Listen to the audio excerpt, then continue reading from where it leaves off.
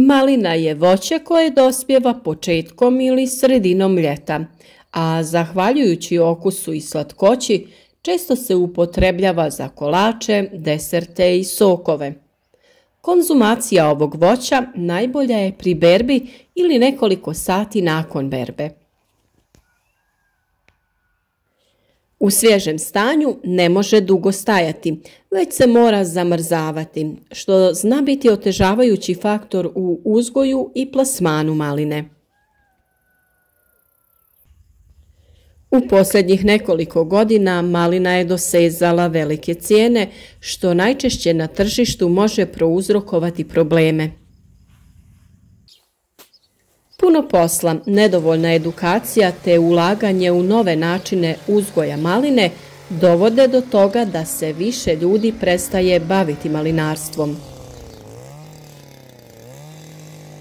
I zaista, uzgoj maline je posao koji iziskuje puno truda i odricanja. Duže vremena nismo radili video o malinama, pa ćemo u ovom videu pričati o sadnji i povećanju prinosa maline.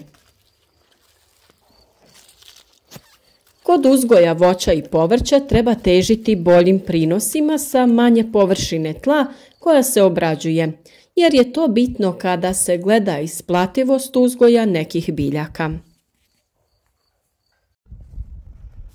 Sadnja maline i podizanje plantaža najčešće se vrši u jesen ili proljeće, ali uzgojem kontejnerskih sadnica sadnja se može obaviti i u drugim dijelovima godine.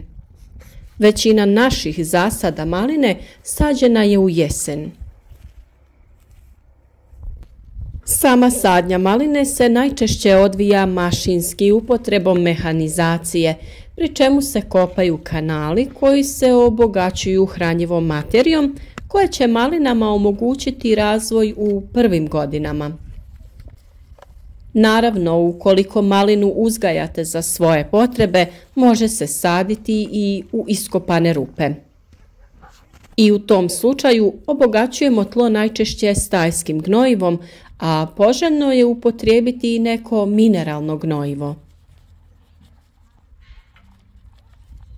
Nakon kopanja rupa, po potrebi se može dodati vapno da bi izvršili korekciju kiselosti tla.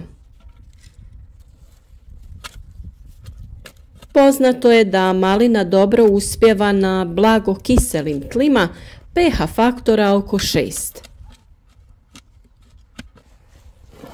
Pri podizanju plantaža za uzgoj maline preporučujemo detaljnu analizu tla po kojoj se možemo orijentirati kada je u pitanju gnojidba, ali i korekcija kiselosti tla.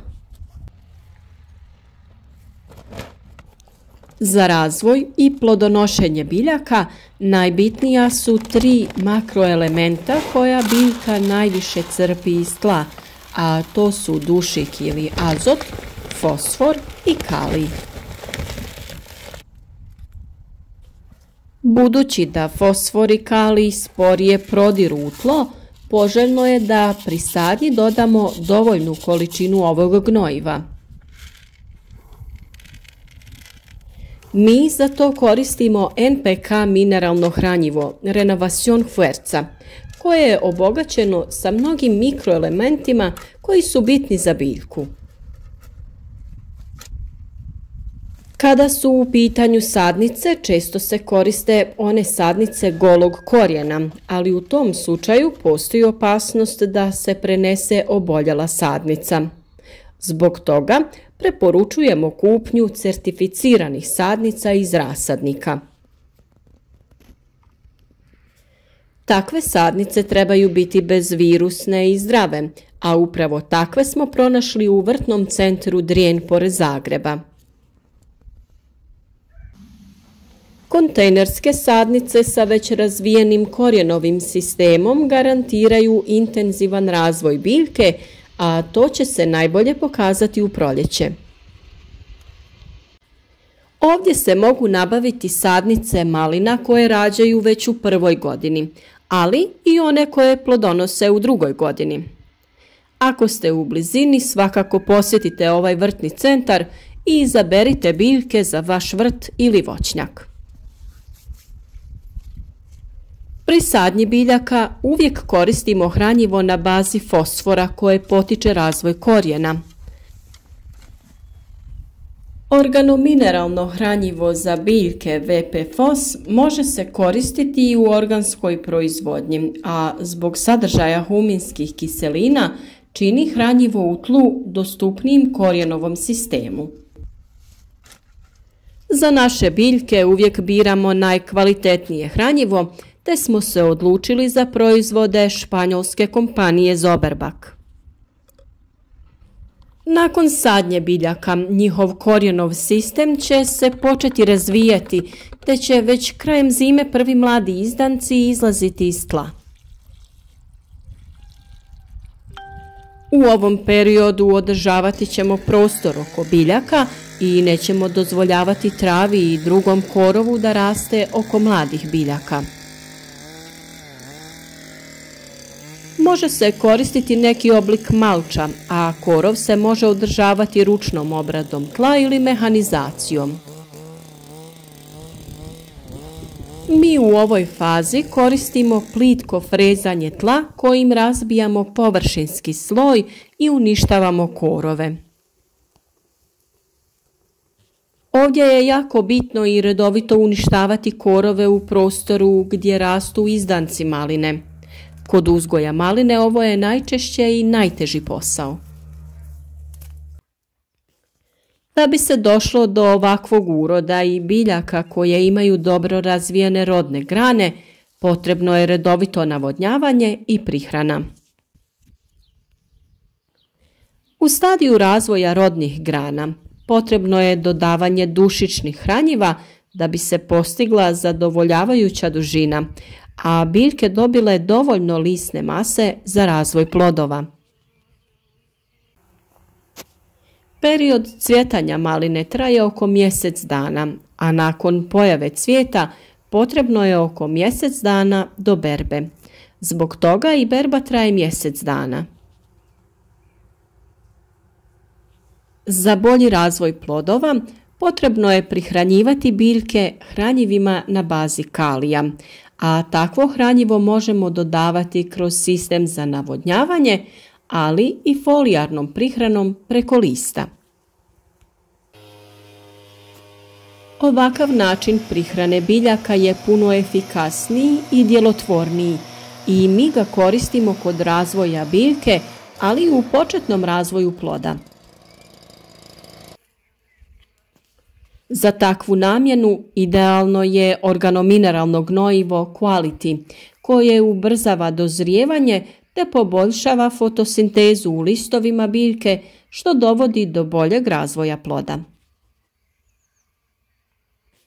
Upravo u fazi razvoja ploda često dolazi do deformacija na plodovima, što ni u kojem slučaju nije poželjno. Kod malina se ovaj problem može prepoznati po plodovima podijeljenim na dva dijela. Ova pojava pripisuje se nedostatku kalcija, pa je potrebno biljku prihraniti hranjivom koje sadrži kalcij.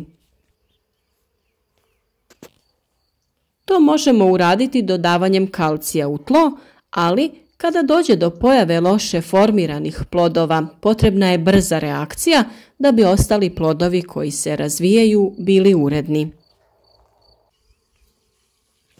Najbržu prihranu biljke možemo napraviti folijarnom prihranom preko lista, a najbolje hranjivo za tu namjenu je Vital Power Calcio. Često smo ovo hranjivo upotrebljavali i kod vršne truleži paradajza ili paprike. Po ovome može se zaključiti da je kalcij jedan od bitnih elemenata u uzgoju voća i povrća. Već smo rekli da isplativost uzgoja maline ovisi o cijeni, ali i o prinosima. Potrebno je težiti većim prinosima sa manjih površina, a to se može postići samo savremenijim agrotehničkim mjerama i upotrebom hranjiva koja daju bolje rezultate.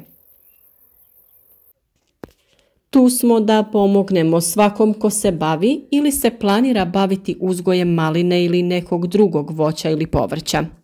U našim videima možete pronaći mnoštvo korisnih savjeta o uzgoju biljaka, pa ako do sada niste, zapratite naš kanal. Podijelite video sa prijateljima na društvenim mrežama da bi do drugih ljudi došle te informacije. Ako budete vi imali pitanja vezanih za uzgoj, slobodno nam se javite u komentarima ispod videa. Biti će nam zadovoljstvo odgovoriti vam. Također možete nam se pridružiti na Facebooku u našoj grupi Proizvodnja voća i povrća, gdje možemo razmijeniti iskustva o uzgoju biljaka. A ovaj video ćemo završiti sa kadrovima snimljenim u našem malinjaku u fazi berbe maline. Često fizički naporan posao, ali pun opuštene atmosfere gdje se čovjek psihički odmori i rastereti svih loših misli. Pratite i vi naše savjete i ostvarite velike prinose u proizvodnji voća i povrća.